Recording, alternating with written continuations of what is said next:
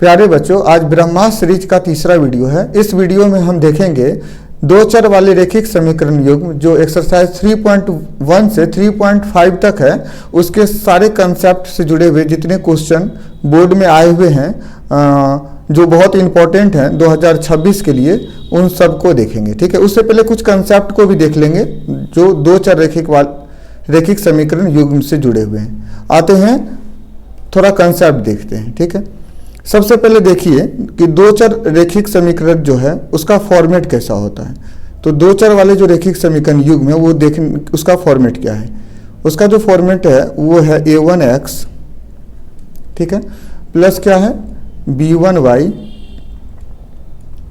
Plus क्या है c1 equal क्या होता है 0। ठीक है, दूसरा समीकरण हुआ, ये पहला समीकरण कहलाता है।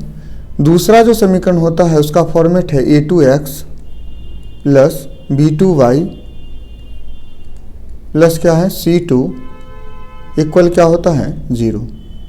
दोनों समीकरण को जब हम एक साथ देखते हैं तब हम इसी को बोलते हैं दो चर वाले रैखिक समीकरण युग्म। दो चर वाले रैखिक समीकरण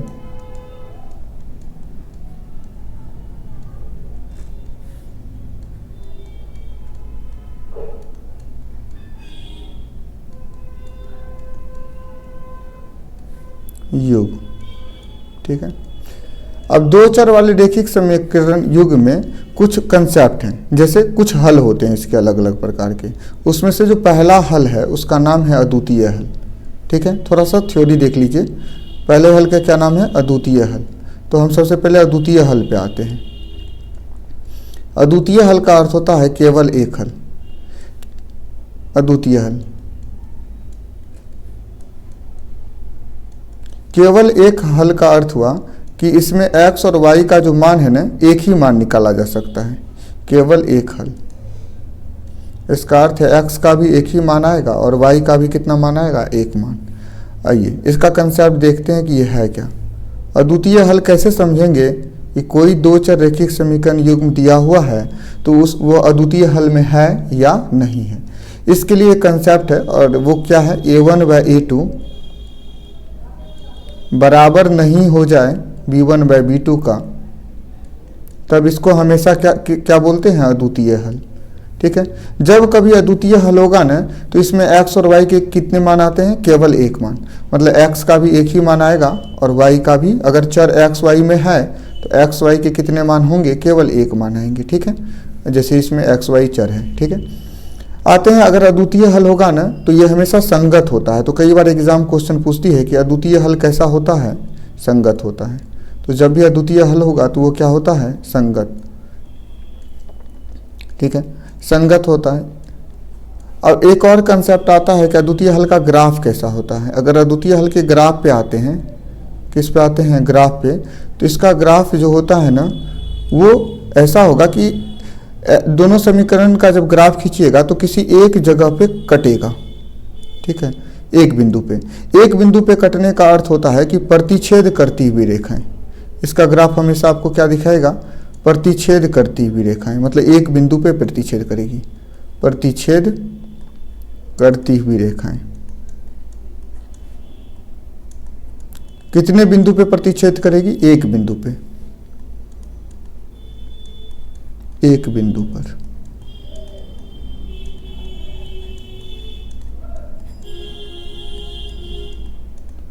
ठीक है, यहां पे हुआ अद्वितीय हल का कंसेप्ट।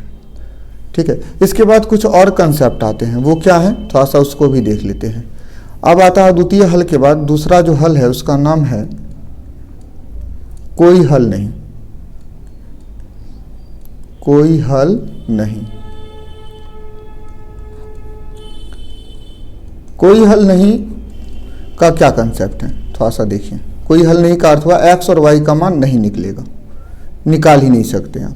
ठीक है, इसका फॉर्मेट है a1 बाय a2 बराबर b1 बाय b2 और बराबर नहीं c1 बाय c2।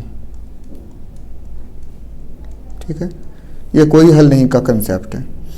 अगर आपको ऐसा मिले कहीं मान दो समीकरण युग्म का मान रखने पर A1 B1 C1 का मान रखने पर अगर ये फॉर्मेट जैसा मान आपको दिख रहा है तो इसका अर्थ है वो किस हल में जाएगा, कोई हल नहीं में।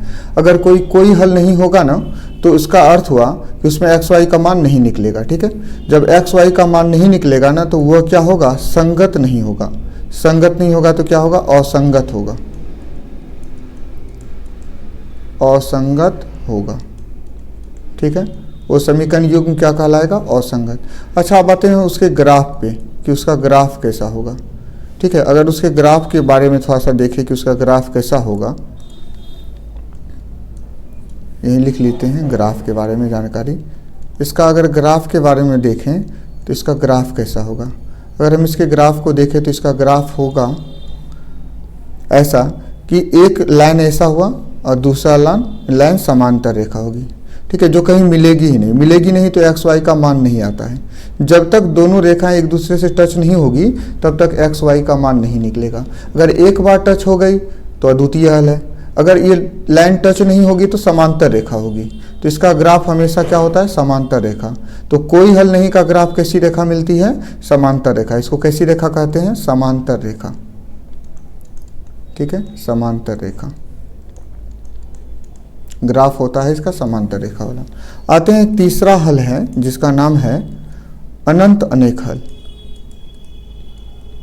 अनंत अनेक हल, इसी को बोलते हैं अपरिमित रूप से अनेक हल। इसी का दूसरा नाम है अपरिमित रूप से अनेक हल।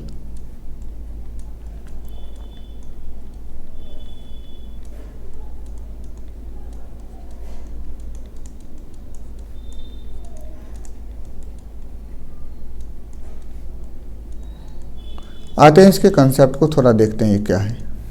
अगर हम अपरिमित रूप से अनेक हल की बात करें तो इसमें सबसे इम्पॉर्टेंट चीज़ क्या है कि फिर इसका फॉर्मेट क्या है। इसका फॉर्मेट है A1/A2 बराबर B1/B2 और बराबर C1/C2। ये किस हल का फॉर्मेट है, अपरिमित रूप से अनेक हल। इसका अर्थ हुआ अपरिमित रूप से अनेक हल का अर्थ होता है इसमें x और y का बहुत सारा मान निकाला जा सकता है। बहुत सारे मान निकलेंगे किसके, x और y के। ठीक है, अपरिमित रूप से अनेक हल हमेशा संगत होता है। क्या होता है, संगत। तो ये क्या होता है, संगत होता है। ये क्यों सिखा दिए, क्योंकि ना इससे बहुत सारे ऑब्जेक्टिव क्वेश्चन बन जाते हैं। कि यह क्या बनते हैं, जैसे फॉर्मूला ही पूछ देगा। अपरिमित रूप से अनेक हल होता क्या है ये पूछ देगा, संगत होता है। अपरिमित रूप से अनेक हल का ग्राफ पूछा जा सकता है एग्जाम में। तो कई सारे ऑब्जेक्टिव क्वेश्चन यहीं से बन जाते हैं। अगर हम इसकी ग्राफ की बात करेंगे तो जो इसका ग्राफ है ना वो समपाती रेखा होती है। मतलब एक लाइन ये हुआ और दूसरा जो ग्राफ है, मान लीजिए एक समीकरण का ग्राफ हम येलो कलर से दिखाए हैं, दूसरा रेड कलर से दिखा रहे हैं, वो इसी के ऊपर एकदम आ जाता है। ठीक है, इसी लाइन को क्या कहा जाता है, समपाती रेखा। तो ये आपको कैसा रेखा दिख रहा है, समपाती रेखा। तो इसकी जो ग्राफ होती है वो कैसी रेखाएं होती है, समपाती रेखा। ठीक है, इतने कंसेप्ट यहाँ से बन रहे हैं ऑब्जेक्टिव में। इसमें कुछ भी पूछा जा सकता है, सब कुछ दिमाग में आपको क्या करना होगा, हिस्सा बनाना होगा, सबको दिमाग में रखना होगा। आते हैं आप थोड़ा सा अद्वितीय हल को सॉल्व करने की कुछ विधियां भी हैं। ठीक है, उन विधियों के बारे में भी कभी बात कर लेंगे। ऐसे 3-4 विधि है, हम मुंह से बता देते हैं। अद्वितीय हल दो चर रैखिक समीकरण युग्म जो है उसको सॉल्व करने की मुख्य रूप से आपके क्लास में 3 विधियां हैं। उसमें से पहली विधि का नाम है विलोपन विधि। ठीक है, पहली विधि है प्रतिस्थापन विधि, दूसरी विधि है विलोपन विधि, तीसरी विधि है व्रज गुणन विधि। ठीक है, ऑब्जेक्टिव जो प्रश्न आएंगे ना उसमें आपको सबसे आसान होगा विलोपन विधि लगाना। ठीक है, तो विलोपन विधि कैसे यूज किया जाता है थोड़ा सा हम उस पर बात कर लेंगे। आपको थोड़ा सा इस जगह पे समझा देंगे कि विलोपन विधि को हम यूज कैसे करते हैं। मान लीजिए एक समीकरण युग्म यहाँ दिया है ना, x + 2x + 3y बराबर 5। ठीक है, एक समीकरण हुआ। दूसरा समीकरण है, मान लीजिए यहाँ लिखा हुआ है 3x + y बराबर 4। तो 2 समीकरण युग्म हुआ ना। अब इसमें अगर विलोपन विधि लगा रहे हैं तो ये पहला समीकरण हुआ और इसको कौन सा समीकरण बोलते हैं, दूसरा। तो जब विलोपन विधि लगाया जाता है ना विलोपन विधि क्यों लगाते हैं? इससे x और y का मान निकाला जाता है। इस विधि से हम किसका मान निकाल सकते हैं? x और y का मान, जब ये अद्वितीय हल में हो तो। अद्वितीय हल में है तो विलोपन विधि से आप x y निकाल सकते हैं। अब देखिए विलोपन विधि जब लगाएंगे ना तो बड़ा आसान है। अब अगर पहले समीकरण को देखिएगा तो अब पहले समीकरण में x का चर 2 है, x के आगे क्या है? 2 है, ठीक है। x जो चर है उसके आगे 2 है अचर पद, और दूसरे समीकरण में x जो चर है उसका अचर पद उसके आगे क्या है? 3 है। तो आपको क्या करना होगा? समीकरण 1 को यदि x वाले चर के साथ बना रहे हैं, अगर x वाले चर को देखते हुए सॉल्व करेंगे तो समीकरण 1 को समीकरण 2 में x के आगे जो अचर पद है उससे गुना करना होता है। तो यहाँ क्या लिखा है? समीकरण 2 में x के आगे 3 है ना, इस 3 से समीकरण 1 को गुना करना है, ठीक है। और समीकरण 2 को किससे गुना करना होगा? समीकरण 1 में x के आगे जो अचर पद है, तो समीकरण 1 में x के आगे अचर पद क्या है? 2 है। तो अगर आप इसका गुना कर रहे हैं 3 से, तो इसका गुना हमेशा किससे कीजिएगा? 2 से। x, अगर यहाँ पे x वाले पद को उठा के गुना किए हैं ना 1 में, तो समीकरण 2 में भी x वाले पद को ही उठा के क्या करना होगा? गुना करना होगा। इसी विधि को हम विलोपन विधि कहते हैं। ऐसा करने से क्या होता है? ये जो 2 चर वाले रेखिक समीकरण युग्म है ना, उसमें से किसी एक चर का कोई एक चर जो होता है ना वो समान हो जाता है। एक चर के पूरे पद समान हो जाते हैं, मतलब या तो x वाला जो पद है वो पूरा दोनों समीकरण का एक जैसा बन जाता है, ठीक है। नहीं तो y वाला पद क्या बन जाता है? एक जैसा। अभी आप देखिए, अभी बन जाएगा 3 से जब 2 का गुना कीजिएगा तो क्या हो जाएगा? 6x, ठीक है। और उसमें गुना कीजिएगा 3 से 3 का तो क्या हो जाएगा? 9y, क्योंकि पूरे समीकरण में गुना होगा 3 से। 3 से 5 का गुना होगा तो क्या हो जाएगा? 15। 2 से 3 का गुना कीजिएगा तो क्या बन जाएगा? 6x, प्लस के जगह प्लस। 2 से y का गुना कीजिएगा तो क्या बन जाएगा? 2y। और 2 से 4 का गुना कीजिएगा तो क्या बन जाएगा? 8 बन जाएगा ना। तो आप देखिए ये x वाला पद समान हो गया ना। यही पद समान करने के लिए हम इसमें कौन सी विधि लगा दिए हैं? विलोपन। ये कौन सी विधि है? विलोपन। कई बार हम ऑब्जेक्टिव क्वेश्चन सॉल्व करने के लिए विलोपन विधि यूज करेंगे आगे, ठीक है, इसलिए इस विधि को हम समझा दिए। अब यहाँ पे क्या करते हैं? मान लीजिए ये समीकरण में 6x और 6x समान है ना, इसमें भी 6x है, इसमें भी 6x है, तो हम सबसे पहले ना घटा देते हैं, क्योंकि दोनों का चिन्ह सेम है तो हम घटाने पर लिख देते हैं। घटाने पर लिखने से क्या होगा? इसका चिन्ह चेंज होगा। ये +6 है, चेंज करेंगे तो माइनस, +2y है तो ये क्या हो जाएगा? माइनस, और ये +8 है तो क्या होगा? माइनस। अब यहाँ पे 6x का चिन्ह प्लस, यहाँ पे 6x का चिन्ह माइनस, ये दोनों क्या हो जाएगा? कट जाएगा, ठीक है।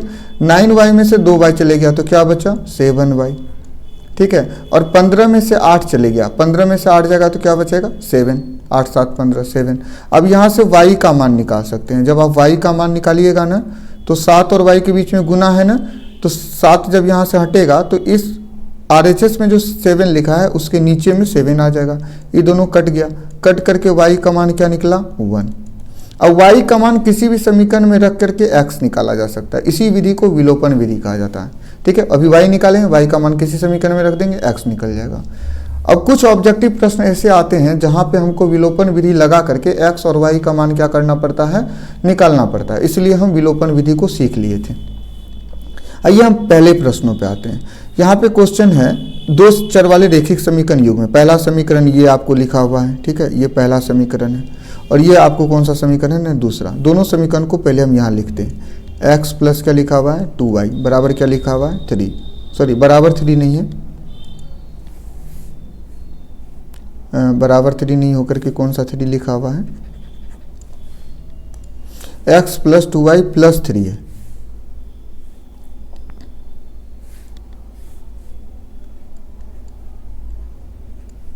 बराबर क्या लिखा हुआ है? 0, ठीक है। ये पहला समीकरण हुआ। आप दूसरा समीकरण कौन सा दिया हुआ है? ये पहला समीकरण है। दूसरा समीकरण है 3x प्लस 6y और प्लस 9 बराबर क्या लिखा हुआ है? 0। ये कौन सा समीकरण है? दूसरा। कह रहा है कि कितने हल है, ये पूछ रहा है ना आपसे, कितने हल है। अच्छा, कितने हल हैं ये बताने के लिए आपको ये निकालना होगा, वही पहले वाला जो कंसेप्ट आपको सिखाया गया था, आपको वही देखना होगा। पहला कंसेप्ट क्या सिखाया गया था? देखिए यहाँ पे आपको सिखाया गया था ना, कितने हल के लिए एक तरीका है द्वितीय हल चेक करना। उसका एक फॉर्मेट है। दूसरा तरीका क्या है, कोई हल नहीं और अनंत अनेक हल। इसी फॉर्मेट का हम यहाँ यूज करेंगे जो अभी हम आपको दिखाए थे बैक स्लाइड पे जाके। ठीक है, तो हम पहले ना सबसे पहले चेक करेंगे कि इसका A1 B1 C1 क्या है। तो हम ना आप हमको बताइए A1 x के आगे वाला होता है ना, तो A1 क्या है 1 है। ठीक है, फिर आप बताइएगा A2 क्या है। A2 तो समीकरण 2 में होगा, x के आगे वाला, तो A2 क्या है 3 है। ठीक है, उसके बाद क्या है B1 क्या है, आप बता सकते हैं B1 क्या है। B1 को गौर से देखिएगा तो क्या है 2 है। ठीक है, फिर B2 क्या है, आप बोलिएगा B2 जो है वो 6 है, समीकरण 2 में y के आगे वाला होता है। फिर C1 क्या है, आप बोलिएगा C1 जो है वो 3 है। और आप फिर बोलिएगा C2 जो है वो क्या है 9 है। अब हम अद्वितीय हल यूज कर रहे हैं, लिखेंगे नहीं क्योंकि ऑब्जेक्टिव है, आप समझ जाइए ये अद्वितीय हल है। A1/A2 निकालेंगे। सबसे पहले A1/A2 निकालिए। A1 क्या है 1 और A2 क्या है 3, A1/A2 हो गया। फिर B1/B2 निकालिए। B1 क्या निकालिएगा B2। अच्छा, B1 क्या है, अब बोलेगा B1 है 2 और B2 है 6, तो 2 तिया 6, 3 बार में कट गया, ये हो गया 1/3। क्या हो गया 1/3। अच्छा, पहले वाला जो ये यूज किए थे इसको हम थोड़ा सा हटा देते हैं ताकि हम आपको आगे बता सकें इसको।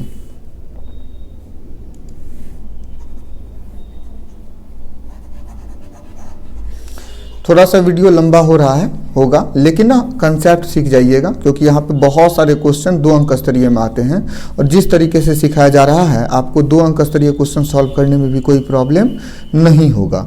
अब B1/B2 भी निकालिए, दोनों बराबर हो गया। देखिए 1/3 हो गया, 1/3 हो गया, दोनों बराबर हो गया। तो एक बार चेक करते हैं दोनों बराबर किस में होता है। तो अभी आप देखिए अनंत अनेक हल जो होता है और कोई हल नहीं, इसमें दोनों में A1/A2 और B1/B2 बराबर होता है। ठीक है, अद्वितीय हल में नहीं होता है, अद्वितीय हल तो नहीं है क्योंकि अद्वितीय हल कब होगा जब A1/A2 का मान B1/B2 के बराबर नहीं हो, जबकि यहाँ मान क्या आ गया है बराबर, इसका अर्थ अद्वितीय हल नहीं है। तब फिर कौन सा हल है, या तो कोई हल नहीं है जो अभी बोर्ड पे दिख रहा है, क्यों, क्योंकि A1/A2 बराबर है B1/B2 का, या नहीं तो अनंत अनेक हल है क्योंकि अभी भी A1/A2 उसमें भी B1/B2 के क्या है बराबर।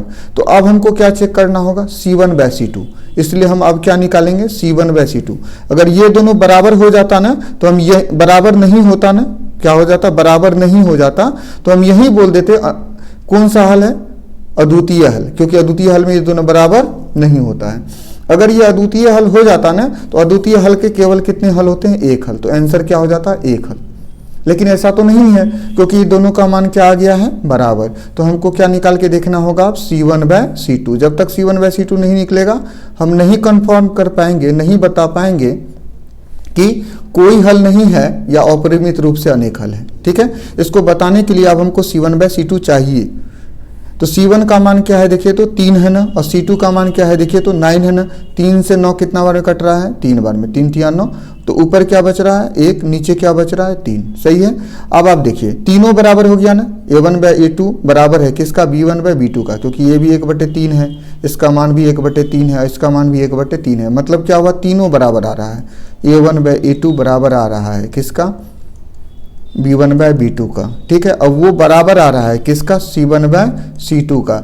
तो तीनों मान बराबर है ना, तीनों मान किस में बराबर होता है, अभी आप देखिए, अभी आपको पढ़ाए थे ना, तीनों मान हमेशा किस में बराबर होता है, अनंत अनेक हल में होता है ना। तो इसका अर्थ अनंत अनेक हल है, और हमने बताया था अनंत अनेक हल का अर्थ होता है कि इसमें x और y के बहुत सारे मान निकाले जा सकते हैं। x और y के कितने मान हो सकते हैं, बहुत सारे। तो अच्छा, अनगिनत हल है ये, अनंत अनेक हल मतलब अनगिनत हल। तो इसका सही जवाब क्या है, अनगिनत हल। ठीक है, इसका सही जवाब है अनगिनत हल। तो एक कंसेप्ट के साथ सिखाने के कारण कुछ टाइम लगा, लेकिन कंसेप्ट एक बार सीख लिए ना तो 2 अंक स्तरीय क्वेश्चन, 5 अंक स्तरीय क्वेश्चन, किसी भी प्रकार के प्रोफाइल में आप इस कंसेप्ट का क्या कर सकते हैं, यूज कर सकते हैं। यहाँ देखिए, यहाँ 2 चर वाले 2 रैखिक समीकरण युग्म है, एक पहला समीकरण ये है, दूसरा समीकरण ये है। अब दोनों समीकरण को एक बार हमने नोट करते हैं। 2a है ना, प्लस क्या लिखा हुआ है 3b है ना, बराबर क्या लिखा हुआ है 8 है ना। दूसरा समीकरण आपको क्या दिया हुआ है 3a है ना, फिर क्या लिखा है -4b ना, फिर और क्या है -5, यही है ना। हाँ, अब यह दोनों समीकरण में यहाँ पे चर जो है ना, चर वो यहाँ पे a है और एक चर क्या है b है। आपको चाहिए a और b का मान। अभी आपको बताए थे ना, ऐसे वाले क्वेश्चन आते हैं और इस प्रकार के प्रश्न को बनाने के लिए हम क्या करते हैं, कोई भी विधि लगाते हैं। हमारे पास दो चर रैखिक समीकरण को सॉल्व करने की बहुत सारी विधियां हैं। जैसे एक विधि था प्रतिस्थापन, एक का नाम था विलोपन, एक का नाम था अवरज गुणन। तो हम बताए थे जब ऑब्जेक्टिव में आए तो सबसे आसान है, क्या लगा दीजिए, बताइए क्या लगा दीजिए। आपको बताए थे कि सबसे आसान होगा, आप लगाइए विलोपन विधि। ठीक है, अभी बैक साइड पे आपको इससे पहले आपको ये समझाए थे। ठीक है, तो इसमें विलोपन लगाते समय किससे गुना करेंगे, समीकरण 1 को, समीकरण 1 को गुना करेंगे समीकरण 2 में a के आगे जो है, तो a के आगे क्या लिखा हुआ है 3। समीकरण 2 को किससे गुना करेंगे, a के आगे जो है, समीकरण 1 में a के आगे में क्या है 2, तो इसको किससे गुना करेंगे 2 से। तो आपको क्या दिखाई देगा, 3 से 2 का गुना हुआ ना, 3 से इस पूरे समीकरण 1 में गुना करना होगा, इस 3 से। तो 3 से 2a में गुना करेंगे तो 3 दूना कितना हो जाएगा 6a, ये क्या बन गया 6। ठीक है, ये हो जाएगा 6, थोड़ा सा ऊपर लिख देते हैं, तो ये हो जाएगा 6a। ठीक है, तो 6a। अब आइए प्लस के जगह प्लस, 3 से 3b का गुना होगा, 3 तिया 9b, बराबर के जगह बराबर, 8 से 3 का गुना क्या होगा 8 तिया 24। अब 3 से ये 2 से 3a का गुना होगा ना, 2 से इस पूरे समीकरण में गुना करना होगा, समीकरण 2 में, तो 2 से 3a का गुना क्या होगा 6a, माइनस के जगह माइनस। 2 से 4b का गुना क्या होता है 4 दूना 8b, बराबर के जगह बराबर, माइनस है ना तो चिन्ह माइनस का ही होगा, क्योंकि माइनस गुना प्लस माइनस होता है। 5 से 2 का गुना क्या हो जाएगा 10। अब देखिए, अभी आपको बताए थे ना, ये दोनों सेम हो रहा है ना समीकरण में, ये दोनों 6 से यहाँ भी है, 6 से यहाँ भी है, तो एक शब्द यूज करेंगे, कौन सा, घटाने पर। घटाने पर लिखने से क्या होगा, इसका चिन्ह चेंज होगा, तो इसका चिन्ह चेंज करेंगे तो प्लस है तो क्या लिखेंगे माइनस का चिन्ह देंगे। इसका चिन्ह माइनस है तो क्या हो जाएगा प्लस, इसका चिन्ह माइनस है तो क्या हो जाएगा प्लस हो जाएगा। ठीक है, तो ऐसा चेंज होगा। अब बताइए 6 से ऊपर भी है, 6 से नीचे भी है, तो ये क्या हो जाएगा कट जाएगा, 6 से 6 से कट जाएगा, ऊपर नीचे है, चिन्ह अलग अलग है ना, इसका चिन्ह प्लस, इसका चिन्ह माइनस है। यहाँ पे घटेगा ना, 9b में से 8b क्या हो रहा है घट रहा है, तो 9b में से 8b नहीं घटेगा, नहीं जुटेगा, प्लस प्लस है, 9b और 8b, 9 8 कितना होता है बताइए, 9 8 होता है 17b, ये हो जाएगा 17b।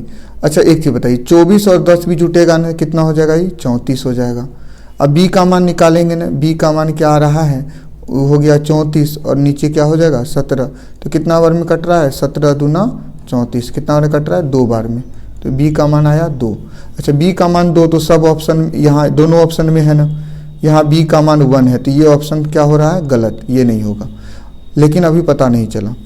b का मान यहाँ -2 है, ये भी ऑप्शन क्या है गलत, लेकिन दो ऑप्शन में b का मान यहाँ भी 2 है, b का मान यहाँ भी 2 है, तो अब a का मान निकालना पड़ेगा, तब पता चलेगा या तो a ऑप्शन सही है नहीं तो c ऑप्शन सही है। a का मान कैसे निकालेंगे, b का मान किसी समीकरण में रख देंगे, या तो समीकरण 1 में नहीं तो समीकरण 2 में, तो b का मान समीकरण 1 में रख रहे हैं। ठीक है, किस में रख रहे हैं 1 में, 1 समीकरण में किसका मान रख रहे हैं b का, तो लिख नहीं रहे हैं क्योंकि ऑब्जेक्टिव है इसलिए। 2a के जगह 2a, प्लस के जगह प्लस, 3 के जगह 3, b का मान क्या आया है रख दीजिए, b का मान 2 है। ठीक है, समीकरण 1 में रख रहे हैं, बराबर 8 हो गया ना। अब यह क्या हो गया 2a, 3 और 2 का गुना क्या होगा 6, बराबर क्या होगा 8। ठीक है, ये क्या हो गया 2a, बराबर की जगह बराबर, 8 की जगह 8, प्लस 6 है उधर जाएगा तो -6, ये होगा 2a बराबर 8 में से 6 जाएगा तो कितना बचेगा 2। अब a का मान निकाल सकते हैं ना, a का मान क्या निकलेगा, a का मान क्या निकलेगा, एक सेकेंड रुक जाइए।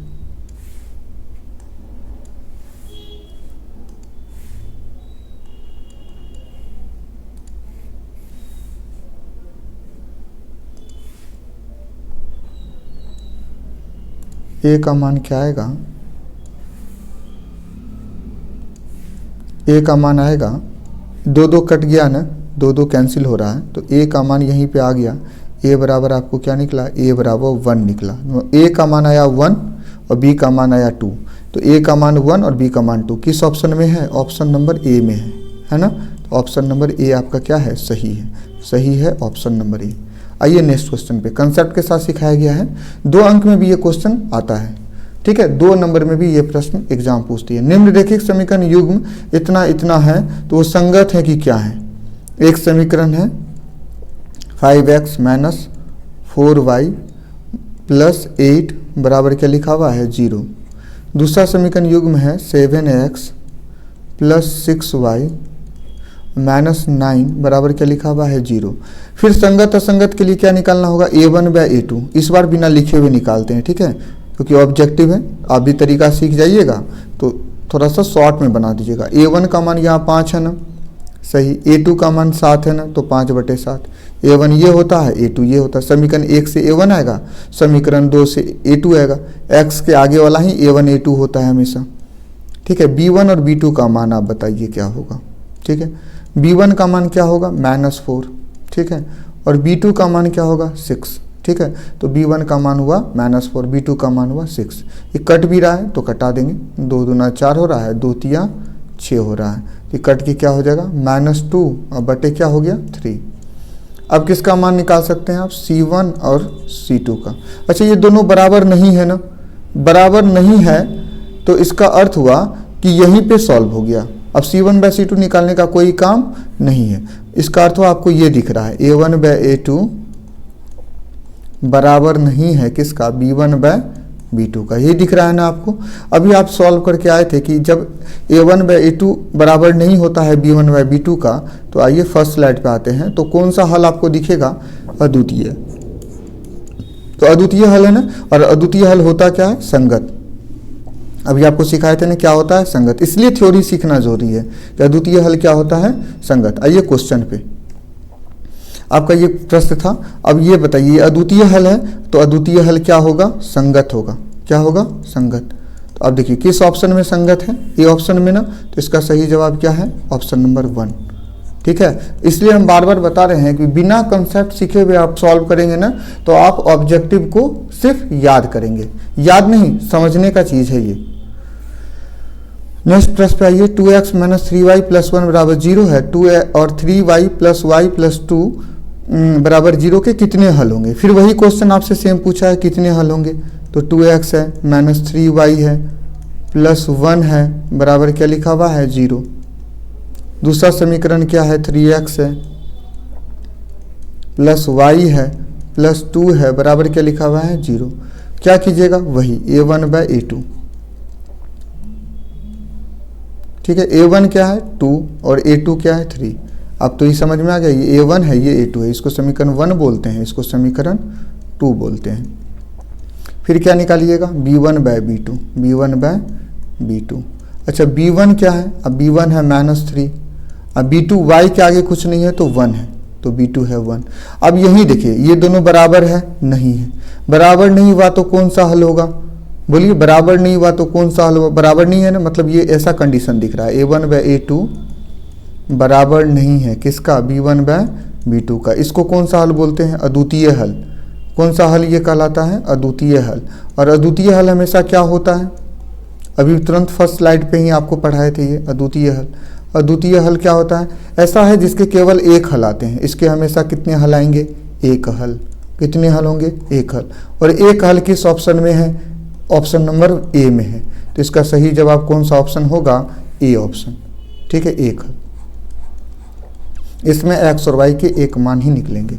आइए नेक्स्ट प्रश्न। यदि दो चर में दो रेखिक समीकरणों के आलेख प्रतिच्छेदी रेखाएं हो तो हलों की संख्या कितनी होगी। अभी तुरंत पढ़ाया गया आपको कि करा प्रतिच्छेदी रेखा हो, मतलब एक दोनों समीकरण का जब आलेख खींचे, आलेख का अर्थ हुआ ग्राफ खींचे, तो प्रतिच्छेदी रेखा हो। प्रतिच्छेदी मतलब एक दूसरे को काट रही है किसी एक बिंदु पे, ठीक है। तो अगर प्रतिच्छेदी रेखा होगी ना, तो अभी बताए थे कि जब भी प्रतिच्छेदी रेखा होती है तो समीकरण कैसा होता है, समीकरण युग्म कैसा होता है, अद्वितीय हल का। कैसा हल का, अद्वितीय हल का। तो अद्वितीय हल का होता है। और अद्वितीय हल का जब भी समीकरण युग्म होता है तो उसके कितने ग्राफ होते हैं, कितने हल होते हैं, सिर्फ एक हल। तो सही जवाब क्या है, सिर्फ एक हल, सिर्फ एक। कितने हल होंगे, सिर्फ एक। और सिर्फ एक किस ऑप्शन में है, ऑप्शन नंबर ए में है। तो इसका सही जवाब है ऑप्शन नंबर ए। अभी तुरंत आपको सिखाया गया था। नेक्स्ट प्रश्न पे आइए। रेखिक समीकरणों का घात होगा। रेखिक समीकरण होता है ना, वो ऐसा होता है, इसका फॉर्मेट है जैसे ax plus by plus c। ये रेखिक समीकरण है, दो चर वाले रेखिक समीकरण है। इसमें दो चर है तो दो चर वाला रेखिक समीकरण हुआ, ठीक है। एक चर वाला भी हो सकता है, जैसे ax प्लस सी बराबर 0, ये एक चर वाला रेखिक समीकरण है। ठीक है, इसमें एक चर x है, इसमें कितने चर हैं? 2 चर। 3 चर वाले रेखिक समीकरण का फॉर्मेट क्या होता है? वो ऐसा होता है ax plus by plus cz बराबर 0। ये कितने चर वाले रेखिक समीकरण है? प्लस डी भी हो सकता है यहाँ, ठीक है, तो प्लस डी भी लिख सकते हैं। ये कितने चर वाले हैं? 3 चर वाले। तो ये 3 तरह के समीकरण होते हैं। यहाँ कह रहा रेखिक समीकरण का घात क्या होगा? रेखिक समीकरण कोई भी होगा ना, उसमें चर का घात हमेशा 1 होता है। यहाँ भी 1 है घात, यहाँ भी 1 है, यहाँ भी चर का घात 1 है, यहाँ भी 1 है, यहाँ भी चर का घात 1 है। तो रेखिक समीकरण में चर का घात हमेशा एक ही होता है। कितना होता है? 1। चाहे वो एक चर वाला हो, चाहे वो 2 चर वाला हो। जैसे ये 2 चर वाला है, ठीक है, ये कौन सा है? 2 चर वाला। ये कितने चर वाले हैं? 1 चर वाले। ये कितने चर वाले हैं? 3 चर वाले। उस सब में रेखिक समीकरण है तो घात हमेशा एक ही होगा चर का।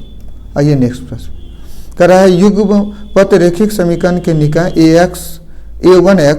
a1x ऐसे लिखा हुआ है, प्लस क्या लिखा है? b1y और बराबर क्या लिखा हुआ है? c1 है, ऐसा लिखा हुआ है। ठीक है, और दूसरा एक और लिखा हुआ है, 2 समीकरण युग्म है ना, एक लिखा है a2x प्लस क्या लिखा हुआ है? b2y बराबर क्या लिखा हुआ है? c2। अब ना आपको एक काम करना होगा, पहले ये जो c1 c2 है ना, उसको उठा के इधर लेते आइए आप थोड़ा सा।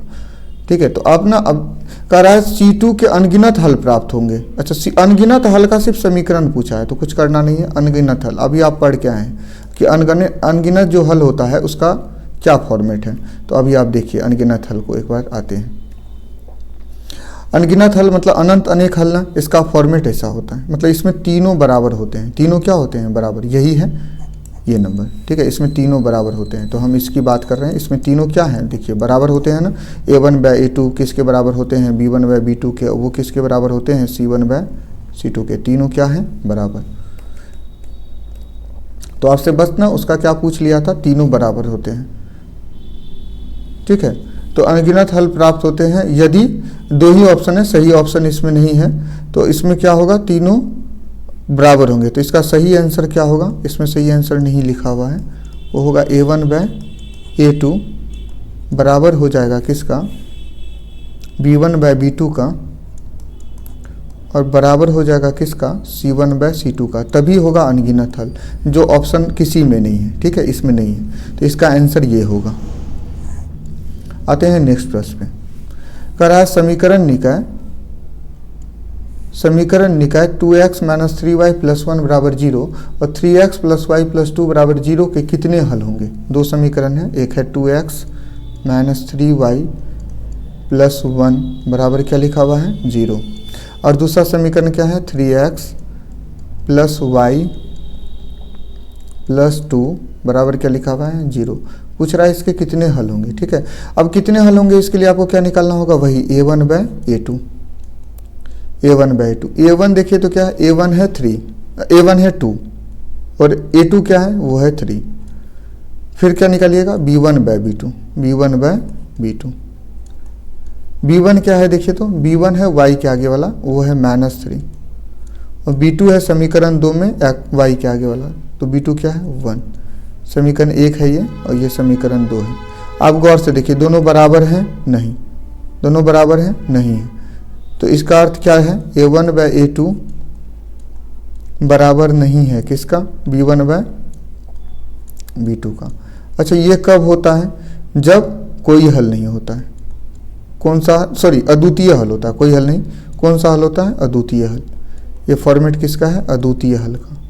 अब अद्वितीय हल किस ऑप्शन में है? अगर ऑप्शन नंबर चेक करने जाइएगा तो किस ऑप्शन में आपको अद्वितीय हल मिल रहा है? आप ऑप्शन नंबर देखिए, एक और केवल एक हल, इसी को अद्वितीय हल बोलेंगे ना। तो ऑप्शन नंबर सही जवाब क्या है? ए। और ए किस ऑप्शन में है? इसमें। आइए नेक्स्ट प्रश्न पे। ठीक है, आते हैं नेक्स्ट। कह रहा है x - y बराबर 0 का आलेख कैसी रेखा होगी? सॉरी, x नहीं है, y है। y - 4 बराबर 0 का आलेख खींचना। आलेख मतलब ग्राफ। इसका अर्थ y का मान पहले निकालिए, तो -4 है ना, उधर जाएगा तो क्या होगा? +4। जब हम इसका ग्राफ खींचेंगे ना तो y का मान 4 है ना, ठीक है, तो इसका अर्थ है y पे 4 कहीं होगा, मतलब यहाँ मान लीजिए कि ये जगह 4 है तो y का मान यहाँ 4 होगा, तो ऐसा ग्राफ जाएगा। ये y का मान यहाँ पे क्या दिख रहा है 4 है, y का मान, ठीक है 4 है। x का मान कुछ भी हो सकता है लेकिन y का मान क्या है 4 है। देखिए इस पूरे लाइन में y का मान 4 है, यहाँ भी y 4 ही है। कैसे कहिएगा, अगर यहाँ पे y 4 है, इस बिंदु को देखिएगा तो आप इस y अक्ष पे तो 4 ही लिखा होगा ना, इस बिंदु के सामने y अक्ष पे क्या लिखा होगा 4, इस जगह पे भी y के सामने क्या लिखा होगा, इस बिंदु, अगर इस बिंदु को लेते हैं तो भी y अक्ष पे यहाँ क्या लिखा होगा 4। मतलब इस पूरा जो लाइन है ना, इस पूरे लाइन पे y का मान हर जगह क्या दिख रहा है हमको 4। ये लाइन आपको कैसा दिख रहा है, एक समांतर रेखा बन रही है, नीचे वाले लाइन के अनुसार कैसी रेखाएं बना रही है, समांतर। अच्छा, नीचे वाला लाइन क्या कहलाता है, इसको x अक्ष कहा जाता है, और ये जो लाइन था ना इसको क्या कहा जाता है y अक्ष। इसका अर्थ x अक्ष के समांतर हुई नहीं ये रेखा, तो क्या कहलाएगी, x अक्ष के क्या कहलाएगी, समांतर। समझ में आया, यही इसका कंसेप्ट है। आइए नेक्स्ट क्वेश्चन पे, दो रेखिक समीकरण के लेखा चित्र यदि समांतर रेखा हो तो हलों की संख्या कितनी होगी। समांतर रेखा है, समांतर रेखा मतलब इसका जो ग्राफ, लेखा चित्र मतलब हुआ ग्राफ, इसका जो ग्राफ खींचा गया ना, समांतर रेखा मिला है, ऐसी रेखा। तो अब बताइए समांतर रेखा कब मिलता है, अभी आपको सिखाए थे फर्स्ट स्लाइड पे। समांतर रेखा तब मिलता है जब कितने हल होते हैं, कोई हल नहीं। कौन सा हल में होता है, कोई हल नहीं में। अच्छा, तो इसका आंसर है कोई हल नहीं। अब आप देखिए किस ऑप्शन में कोई हल नहीं है, आप बोलिएगा किसी ऑप्शन में नहीं है, यहाँ पर तो शून्य है, यहाँ पर तो एक हल है, यहाँ अनगिनत हल है, तो इनमें से कोई नहीं, एक ऑप्शन है ना, ऑप्शन नंबर डी में। तो इसका सही जवाब क्या हो जाएगा, इनमें से कोई नहीं। इसका सही जवाब है इनमें से कोई नहीं।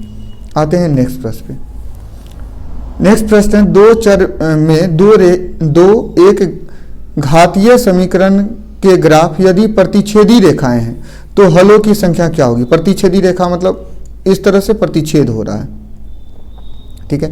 प्रतिच्छेदी रेखा होगी तो हल कितने होंगे, सिर्फ एक हल। कितने हल होंगे, तो सिर्फ एक हल। तो इसका सही जवाब कौन सा आंसर होगा, सिर्फ एक हल, क्योंकि अद्वितीय हल में ही प्रतिच्छेदी रेखा होती है ना, तो सिर्फ एक हल का अर्थ हुआ अद्वितीय हल। तो इसका सही जवाब है ए ऑप्शन, ठीक है। तो ये ए ऑप्शन हो गया। आते हैं नेक्स्ट प्रश्न पे। चलिए आज की क्लास में यहीं तक, और हमने आपको सारा कंसेप्ट क्या किया, इस चैप्टर का सिखाया। और ना अगर आपको ये वीडियो पसंद आया तो आप जो है वो लाइक कीजिएगा वीडियो को, और चैनल को ज़रूर सब्सक्राइब कीजिएगा। आगे आपको इसी तरह के नए नए कंसेप्ट मिलते रहेंगे, और अपनी तैयारी को जोर शोर से कीजिए, क्योंकि एग्ज़ाम बहुत नज़दीक आ रहा है। थोड़ा सा मेहनत आपको सफलता की ऊंचाइयों तक क्या कर सकता है, पहुँचा सकता है। थैंक यू, धन्यवाद।